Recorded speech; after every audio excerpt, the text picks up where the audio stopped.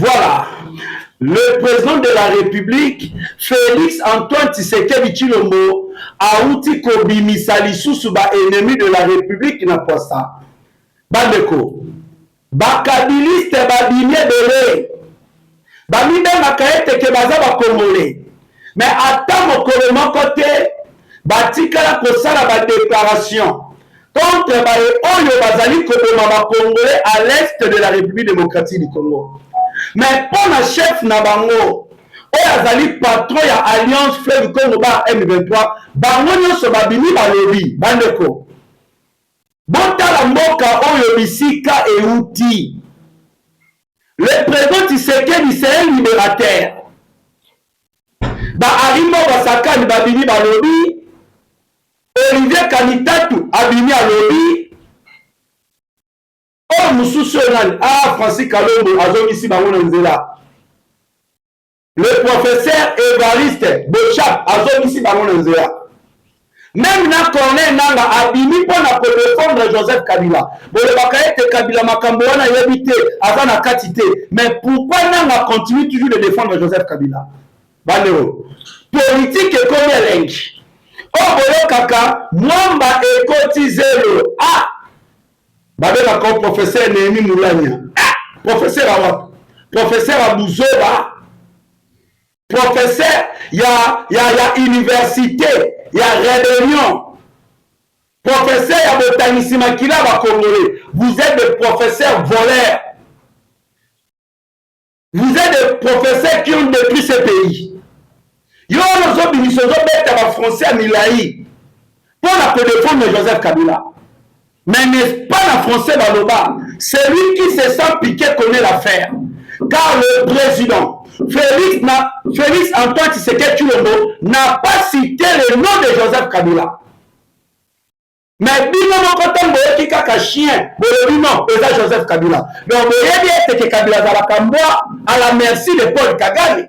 Boyebi yango mala. Bandelo, awa bisika bozoyoka milingi ezobima.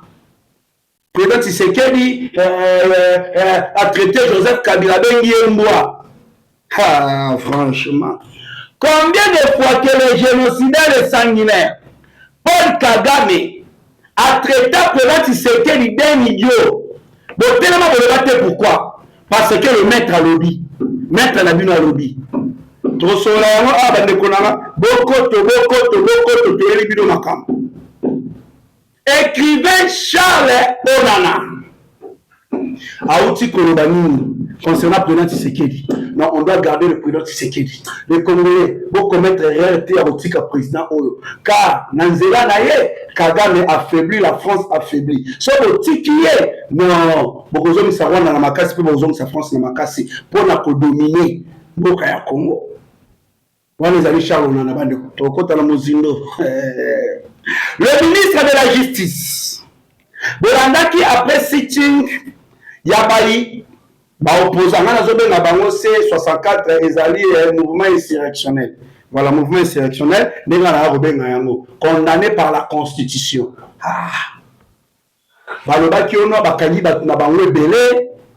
Plusieurs blessés dans les hôpitaux ainsi que des morts. Ministre de la Justice a passé la vitesse supérieure.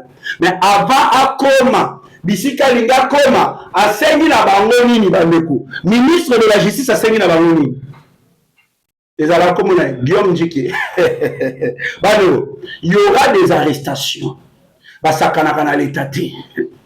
À l'est de la République démocratique du Congo est makameza ko le kalolenge kani toko touchez-moi point il y a situation sécuritaire à l'est de la République démocratique du Congo car bandeko eza na opération ya kosomba ba média wana ba ko lancer campagne pour la République des Swahiliphones eza empire imatuti na opération wana. Coïncidence na mai au conseiller à Moïse Katumbi autaki koloba que non eza na drapeau déjà na kati ya kosalema déjà. Nous allons prendre les armes et on va les chasser. Donc c'est assumé. Je vous dis, les drapeaux sont en train d'être imprimés pour la nouvelle République de l'Est. La République unie des Swahiliphones. Les drapeaux sont en train d'être, je le dis, les drapeaux sont en train d'être imprimés. Parce que nous avons pour la nouvelle République. Côté Rwanda, Empire Imatutsi. Babandi déjà que son baba média pour lancer campagne à la République des Swahiliphones. Pas de coïncidence. On le dit tant de fois que Batowana, Bazana Kagame, Bazaba M23, Katumbi, Kabila, Fayulu, Derise Sanga, Kabunda, Kaboun, Bazaba M23, Toloba Kayango. Est-ce que Batelema qui pour contredire le conseiller de Moïse Katumbi? Et le remonter. Mais pour la balou, si c'est qu'elle dit, veut balkaniser la République démocratique du Congo, il est en train de céder nos terres au Rwanda, mais incapable de dénoncer l'agression rwandaise, voire même de multiplier des marches contre Paul Kagame. Basa la Kangote, mais Bakoyambo ya Kagame. Bakoyambo c'est qu'elle dit, Azali ko balkaniser mboka ko céder ba mabele na Kagame. Le même moto ya ko futa ba mbomo. Bota Jekiseki. Tout ça va se battre quoi. Bonjour et bonsoir, chers fidèles internautes de partout dans le monde, j'espère que vous allez bien. Toye lisusu bandeko, toye kolobela, toye kosolola, toye kopazanteke. On le dit tant de fois, Congo appartient aux Congolais. Le diaspora congolais de partout dans le monde, nzoto libanda ya mboka, mais molema, na kati ya mboka ya Congo, oyo koma bilei na bino ya tango iso. Ya koluka koyeba, Congo elalaki ndenge nini, Congo elamuki ndenge nini, mambi matali politique ya mboka ya Congo, makambo mozali kolekalo lenge kani. Voilà. Sans plus tarder bandeko, avant tokoma na mai oyo Faci Beto Nyati, et la moussi même là, Kabili saute au boulot et te koufa. Et la moussi là, il y a AFC pour défendre Joseph Kabila. Avant de commencer, tout na Empire Imatutsi, la coalition M23 bar RDF bar AFC, balancer opération Yakosomba Baba Média pour la lancer campagne de la République des Swahiliphones. Là, je dis bien Empire Imatutsi. Tout est comment on a le conseiller de Moïse Katumbi. On le dit très bien que dis-moi qui tu fréquentes, je te dirai qui tu es. Na répéta kamota monyoso. Katumbi aza M23. Kabila M23. Fayulu M23. Derise Sanga M23. Kabunda Kaboul M23. Opposition C64 ezali branche politique.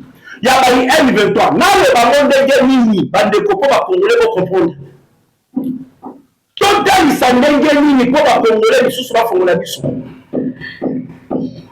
Les conseillers de Moïse Katumbi, conseiller Moïse Katumbi, Patrick Mimbeke, Aouti Koloba Sako Kasoni, avait dit clairement que drapeau de la nouvelle république est dans la Kachako Salema. On est au Kata, Fayulu, parce que Fayulu, tant que j'ai annoncé, le 8 juillet, Bakosa la marche pacifique, Bakosa le cochité la palais de la nation. Oh, pourquoi Tshisekedi a dit que la balkanisation? N'est-ce pas c'est Fayulu même Taloba qui a mort? Oh, a cédé, Tshisekedi a possédé la Bélé na Rwanda. C'est Fayulu même Taloba qui a mort.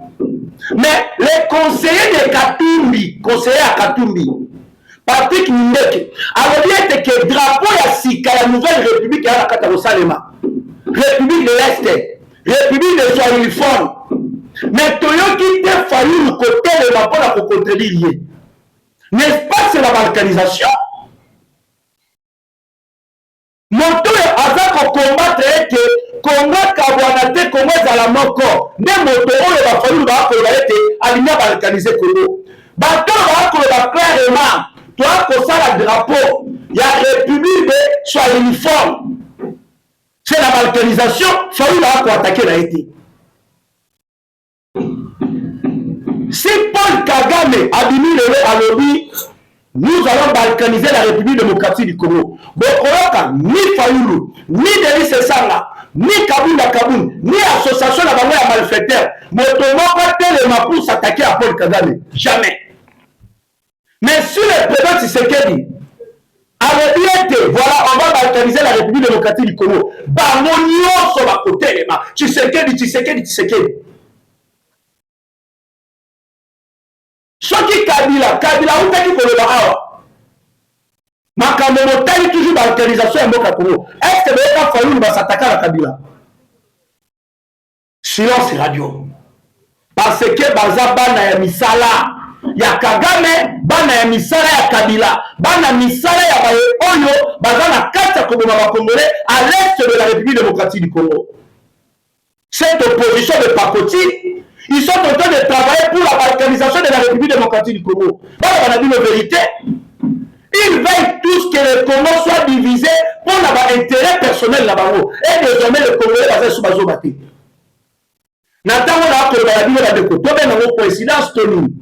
Après que le conseiller de Moïse Katumbi, Patrick Mimeke, a levé le drapeau et Sika Ezali Kosalema pour la République de Swahiliphone, pour la balkanisation. Après Kakazo Lobiango, directement Bandeko, Empire Imatutsi, la coalition M23, bas RDF, bas AFC, Bayeko s'est lancé na opération ya Bosombi Bamédia. Bamédia wana bango ba commencé campagne pour la République de Swahiliphone. Natango na koloba na bino bandeko. Beaucoup ça m'a raison, vous allez voir comment est-ce que campagne Kosalema pour la République de Swahiliphone. Bandeko na biso ba Swahiliphone. Boye bangete bazo masqué eza République ya Empire Imatutsi. Bayebi ete soki ba prononcer ba lever ngo boye boko comprendre ba plan na bango. Nde bazo bomba na sima bandeko na biso ba Swahiliphone. Oye baloba République de Empire Imatutsi ou République de Swahiliphone. En réalité, il n'y a pas la République de Swahiliphone, les alliés Empire Imatutsi. République Empire Imatutsi. Mais il faut se poser des questions. C'est tout Rwandais, Bazali Kokipe non qui vous Sud Kivu. Ba poste à responsabilité, ba poste clé. Na ba zone ba contrôler. Est-ce que la personne va Swahiliphone? Ah, ils sont en train aussi de tuer les Swahiliphones. Ils veulent toujours manipuler. On est économie sur la Swahiliphone. Baboma papa ya mukuse oyo tanga jata ya lobi non. Mais comment makamonyoso il faut utaka na Rwanda. Décision zo utaka epa ya Kagame. Ba poste bazo pesa kana batuti Rwandais. Maglo apaluku. Tanga reklama kele yo basu salaka. Baboma maglo apaluku. Bande kona biso ba Swahiliphone, vous allez manipuler la bateau oyo te.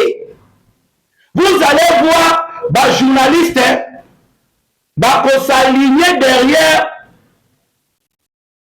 Empire Imatutsi pour la kobanda ko publier ba information en faveur ya Batutsi. Ils vont aussi bandeko ba kobanda ko telemela communiqué officiel ya FARDC. C'est ça l'opération. Au moment où nous sommes bandeko na ko balabino to continue la guerre médiatique très difficile. Donc nous devons aussi de notre côté renforcer la communication à Bissot et le régime en place, l'autorité, la communicateur de la République. Car on continue la guerre médiatique très difficile. Ceux qui te tiennent dans le espace ils auront la facilité de manipuler les faibles de la conscience, dans l'esprit. Car l'air est grave. Le pays est en danger. Les seuls motos, on a sauvé mon cannabis, et à la balkanisé. Et tomber dans ma boca ya Kagame, ce n'est que le président Félix Antoine Tshisekedi Tshilombo. Yango na tuna ki na émission na yo utaki koleka. Na tuna ki motuna. Bon ça va, to longola manu, to tcha tribalisme et à la mopanzi. To banda biso na biso, to za la honnête na maloba na biso, to za la clair na maloba na biso. Donc, Tshisekedi a la mokonzité. Alors, Tshisekedi a la mokonzité. Si vous n'avez pas comme mokonzité na Congo. Bon, botanga ta kombo ya mutu moko Tshisekedi te. Alors nani yango comme le président Congo soki mutanga zali. Bon la Fayulu facile à manipuler, à corrompre. Fayulu na poche ya Kagame na poche ya Kabila. Oh il y a na Congo en 1997. Un Sénégalais. Donc le Badeli c'est ça un ancien rebelle ya FCD Goma. Na maboko na makila ya ba Congolais. Mais batika ko sambisa été. Commerçant politique. Kaboul, commerçant politique. Oh, Kaka, un aventurier politique. Facile à manipuler et à corrompre. Bon, nani. Bon, Katumbi, papa juif, maman zambienne, Moro Mané, Rwanda, ougandaise. Rwanda, si c'est burundaise. Moi, on a un député dans Zambie, ne Katumbi, attends, ingrédient, ma clé va congolais. Bon, nani, Kabila. Comme chef de mouvement rébellion et de Alliance Front Combat M23, à part que là, Tshisekedi, ils ont la motomosu sous terre. Motomosu sans alité. C'est pour cela Charles Onana, l'écrivain Charles Onana, a levé à propos de la République démocratique du Congo. Azalaki clair dans Malobanae, a levé la restauration de la paix en République démocratique du Congo. La clé s'appelle Tshisekedi. Donc, Fongola ya Kimia, na mboka ya Congo, Kombo na yango Félix Tshisekedi. Alors, le départ de Tshisekedi est pour soulager le Rwanda et pour soulager la France, pour n'arrêter, garder toujours influence na bango na Congo. Alors, les Congolais, il faut garder Félix Tshisekedi au pouvoir. Là, c'est Charles Onana. Car la France a misé Nyonso. Les commandants de la force terrestre de l'armée rwandaise accueillis en France pour avoir un mandat qui a kilo, avoir un mandat sophistiqué, avoir un drone pour être là comme Bundisabiso.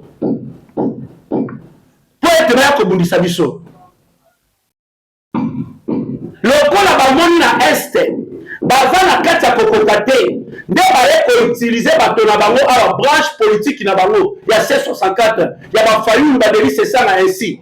Non, vous devez fragiliser Tshisekedi de l'intérieur. Et d'ailleurs, moi, j'interpelle l'autorité à Mokanabiso.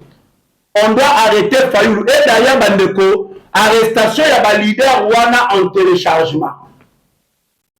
En fin de compte, le ministre de la Justice a outil côté le Maka aligné les canaux action. Il y a Liboso Bandeko. Le ministre de la Justice veut vérifier quelque chose avant de passer à l'action. Le ministre de la Justice demande aux responsables de la coalition C64 de lui fournir sans délai les éléments suivants. 1. L'identité complète de victimes décédées selon vos informations avec tous les documents ou renseignements utiles à leur identification. Ah, mais qui va nous dire? Batouana Bakangi Balobi, jour ya sitting, la police est mobile, ceci, cela. Ministre de la Justice a télémabi, ok, ça va. Bino va responsable de la coalition. Bopé, ça n'a pas identité complète à la victime, on va suivre à Koufi. Bopé, ça va document, renseignement na bango utile, ou le côté de sa identification na bango. Parce que Bolobi, il y a la preuve. Fayulu Bandi Koulenga. C'est ça la leni, Kabunda Lenga, le bien, ils avaient lancé la preuve à Makambo, les alités. L'identité ya bato oyo bazali toujours détenu en lien avec ces incidents ainsi que le lien présumé de détention na bango. Alobi bolobi ete kino na minute oyo eza na bato na bino bakangi bango. Alors bopesa biso identité ya bato na bino bazwi bakangi, bopesa pe na biso bisika oyo bagarde bango. Ah, le côté à la canne place té. Comment dit le côté? Et autres quand ça va Fayulu. Alors bien avant les coordonnées des centres hospitaliers où les blessés ont été pris en charge ou sont actuellement suivis. Donc on peut ça la biso, ba coordonnées à hôpital, bande kobisika ba blessé na bino bazali. Bisika ba ko ça va traitement. Bon, peut savoir sur ma coordonnée à l'hôpital. 1. bakufisi na bango batute kabuna kina ko somba bibembe ba opposant ba somi ba bibembe balati ici ba drapeau na bango eza ba tabiso ba kufa jour à sitting toutes les informations yana qui va conduire l'arrestation ya bateau pour ba makabo ya lokuta. Il n'y a pas de mort bandeko. C'est que le ministre de la Justice a bêti bandeko et kokumba arrestation na bango. Avant à télé pour annoncer que bateau va samba à lobby il faut dans les cadavres na bango na mouboui. Assez na bango ba preuve makamno sur lobby. Sans preuve bandeko et arrestation. Et l'arrestation. Là je pense bien les autorités de notre pays sont en train de travailler enfin. Il y a que de jouer coup contre la République. Il y a que se mettre KO dans Mboka ya Congo et ils allaient prévu le 8 juillet 2026 de l'opposition. Je pense bien que vous êtes en train de travailler. Car l'heure est grave. Je dis bien, l'heure est grave. Ah. Voilà, Bandeko, affaire Yamboua. Voilà, Bandeko. Némi Moulania, cadre du parti terroriste.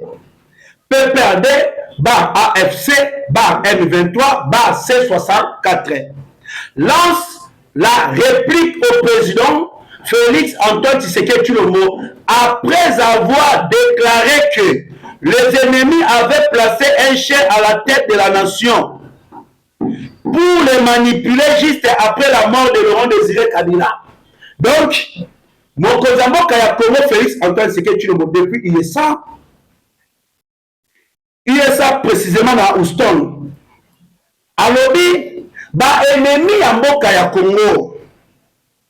Ba plaça mwana bango na moto ya mboka ya Congo pona ko manipulaka ye pona intérêt na bango. Ba ennemi ba Rwandais. Après l'Iwaya Laurent Désiré Kabila. Le chef de l'État congolais n'a pas cité le nom de Joseph Kabila. Mais bato ya Joseph Kabila, bango moko bayebi ete leader na bango azali mwa ya Kagame. Mais le président de la République n'a pas menti. Le chef de l'État est clair. Même ici, il faut prononcer le nom de Joseph Kabila. Le président de la République allait prononcer le nom de Joseph Kabila. Car Kabila c'est azali mwa. Oui, parfois tu as un professeur qui est dans mon cas. Nous sommes des professeurs, nous sommes des professeurs. Mais bota la bango bandeko, bazali loin ya kozala ba professeur. Bazali vraiment loin ya kozala ba professeur. Et le chef de l'État,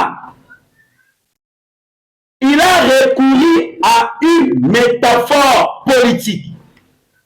On appelle ça métaphore politique.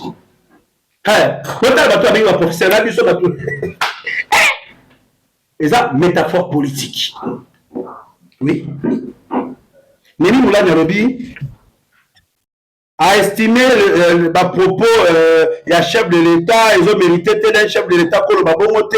Plus loin, il a affirmé que l'alliance alias Joseph Kabila et son œuvre ne peut jamais être supprimé dans l'histoire de la République démocratique du Congo. On a un président qui a propos à Bongote, un chef d'État au cours de Bongote Nini, il y a Oza œuvre, il y a Joseph Kabila, il y a une histoire, il y a Congo qui jamais posé à la supprimer.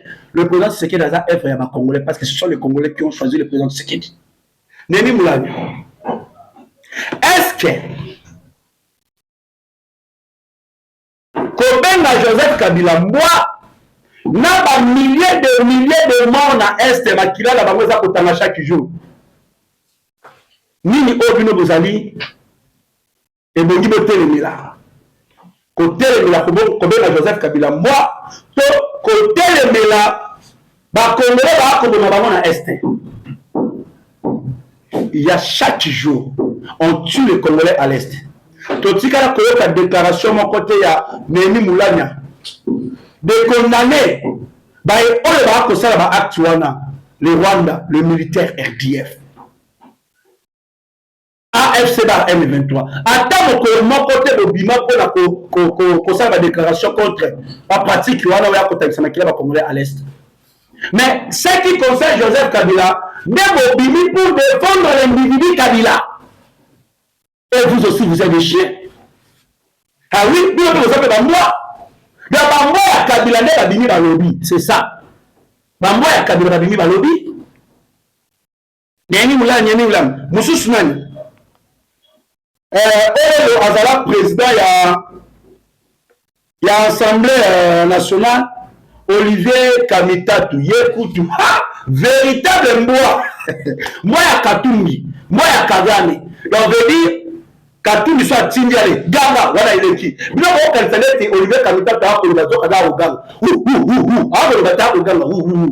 y a un Kambalo Barizalaka, nonsense. Le même Olivier Kamitatu, dernièrement, oh non, les revendications du M23 sont légitimes. Alors, ici, le M23 va pour le Congolais. Parce que ça, M23, comment on dit qu'on condamne le mouvement là-bas? Ah, M23, le là, chef de l'État a touché le Congolais et créé, et même touché chef Nabango à AFC, Joseph Kabila. Mais à l'état à Bibi pour défendre Joseph Kabila. Et je n'aimerais même pas aller plus loin de ce que Olivier Kabila t'a dit. Donc, on va aller au moment de non-sens, donc, à ça, regarde là. Biso bato to za bato to ba mbote mo to comprendre la ke ba mbuisa ti. Ya buganga to comprendre mo ndenge. Amba. Mo sous Sounani. Mo sous Sounani parce que na CPI na Évariste Bocha, le professeur a recadré bango. Bandero. Le professeur Évariste Bocha a recadré bango, Francis Kalombo a recadré bango, Botan net député aussi c'est Gracien Iranka. M23. Pour défendre Joseph Kabila. Mais Batika pour défendre la bande de la Est. Et le remonter. Le M23. Le professeur Évariste Bochap avait dit oui. Évariste Bochap réplique au Swahili Phone. Traître.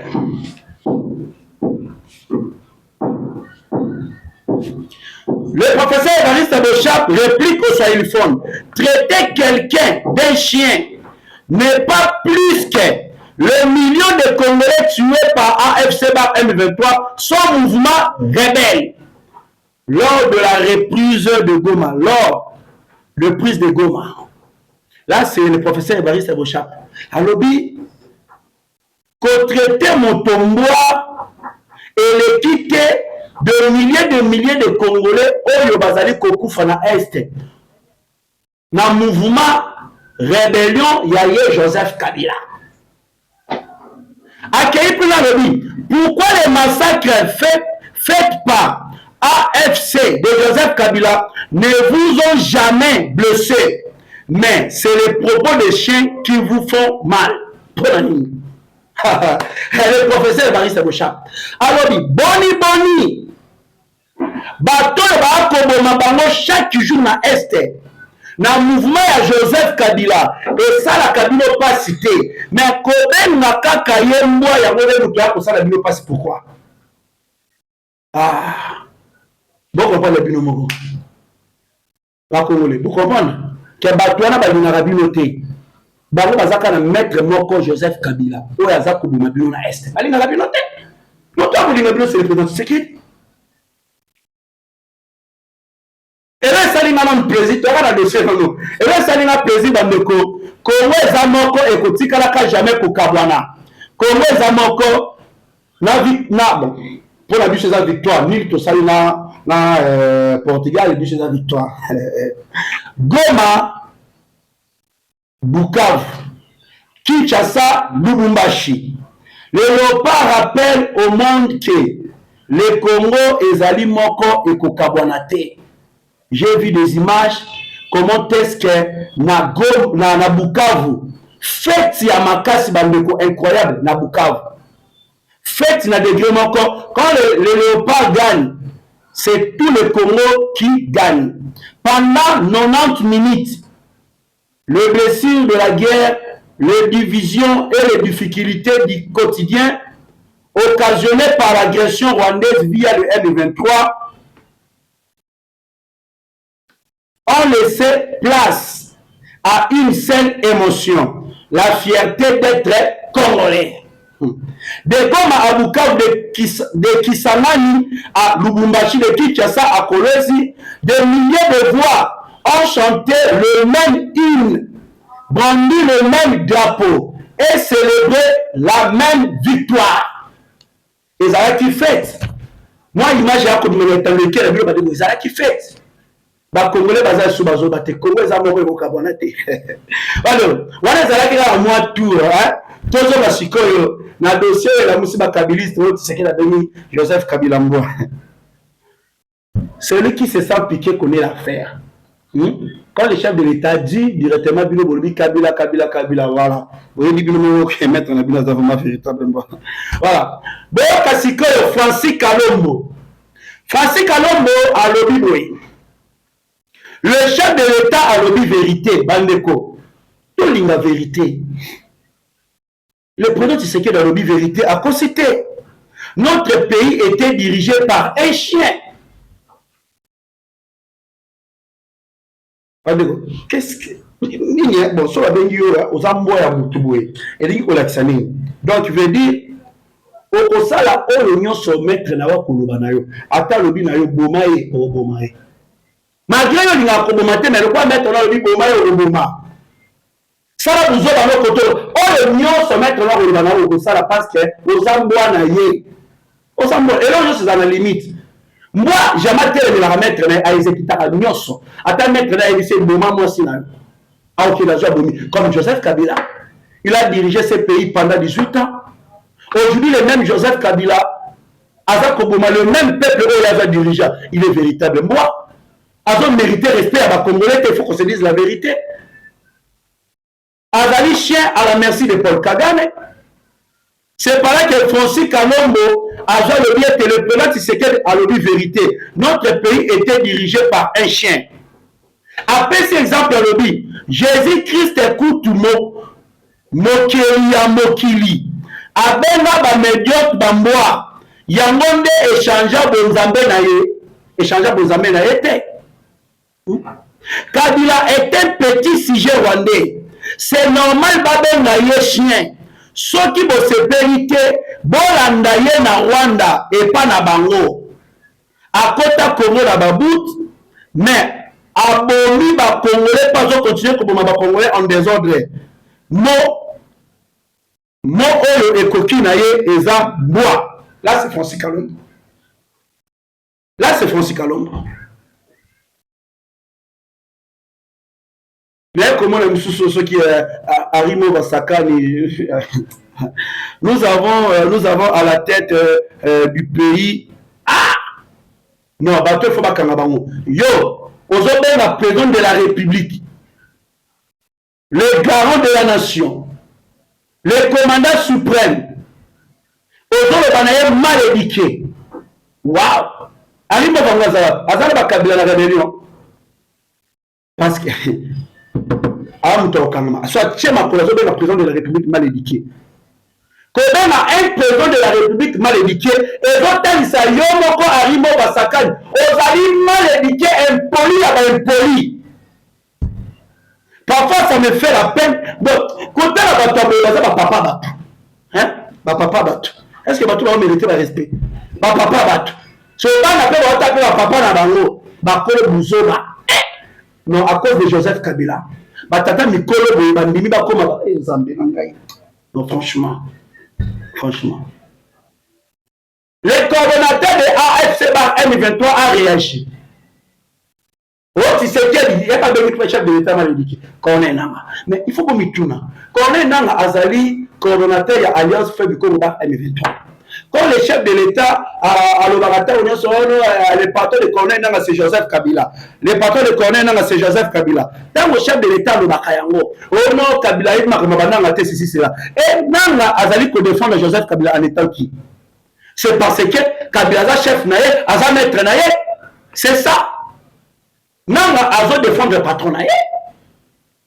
Et là, on y essaye surtout le qui est Joseph Kabila, Nanga. Mais le reste, on revend de la dossier au Yamakambo. Là, Ricardo Bamo. Tout le monde a Kagame Abima a traité président Tshisekedi d'un idiot.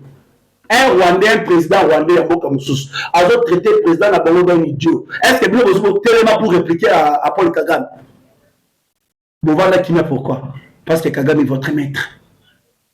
C'est ça la vérité.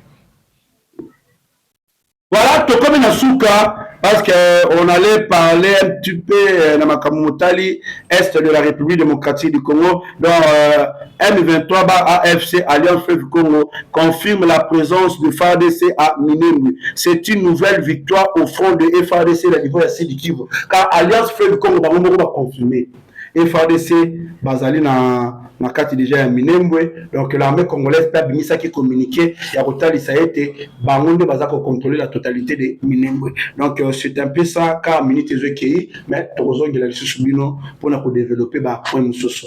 Pour na lelo je pense bien tout ce qui awa tomonani à la prochaine. Bye.